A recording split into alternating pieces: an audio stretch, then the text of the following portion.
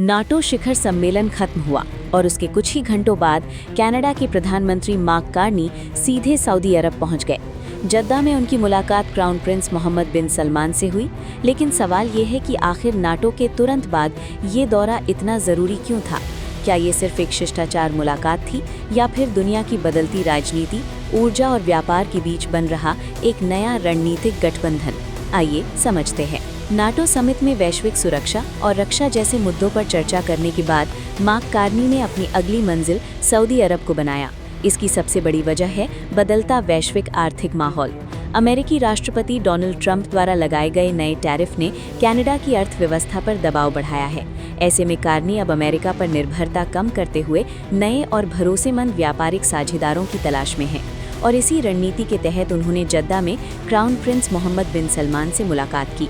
दोनों नेताओं ने सिर्फ द्विपक्षीय संबंधों पर ही नहीं बल्कि मध्य पूर्व की स्थिति, क्षेत्रीय सुरक्षा, वैश्विक ऊर्जा बाजार, निवेश और भविष्य की तकनीकों जैसे कई अहम मुद्दों पर विस्तार से चर्चा की।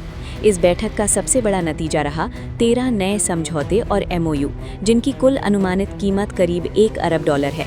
ये समझौते स्वास्थ्य, रक्षा, उद्योग, निवेश, खनन, स्वच्छ ऊर्जा और बड़े इंफ्रास्ट्रक्चर प्रोजेक्ट्स जैसे कई महत्वपूर्ण क्षेत्रों को कवर करते हैं। बैठक के दौरान इस बात पर भी सहमति बनी कि कनाडाई कंपनियां सऊदी अरब में खनन परियोजनाओं, महत्वपूर्ण खनिजों के विकास, स्वच्छ ऊर्जा और बड़े इंफ्रास्ट्रक्चर प्रोजेक्ट्स में सक्रिय भागीदारी करेंगी। ऊर्जा सहयोग को और मजबूत बनाने के लिए मार्क कार्नी ने दुनिया की सबसे बड़ी तेल कंपनियों में से एक सऊदी अरामको के प्रमुख अमीन नासिर से भी मुलाकात की। दोनों देशों ने LNG यानी तरलीकृत प्राकृतिक गैस, हाइड्रोजन ईंधन, कार्बन कैप्चर एंड स्टोरेज और ऊर्जा परिवर्तन से जुड़े कई प्रोजेक्ट्स पर साथ मिलकर काम करने की दिशा में सहमति जताई। वहीं आर्टिफिशियल इंटेलिजेंस को भविष्य की साझेदारी का अहम आधार बनाया गया। कार्नी अपने साथ कनाडा के बड़े पेंशन फंडों का प्रतिनिधिमंडल भी लेकर पहुंचे, जो सऊदी अरब के AI, ऊर्जा और उभरते औद्योगिक क्षेत्रों में निवेश की संभावनाएं तलाशेगा।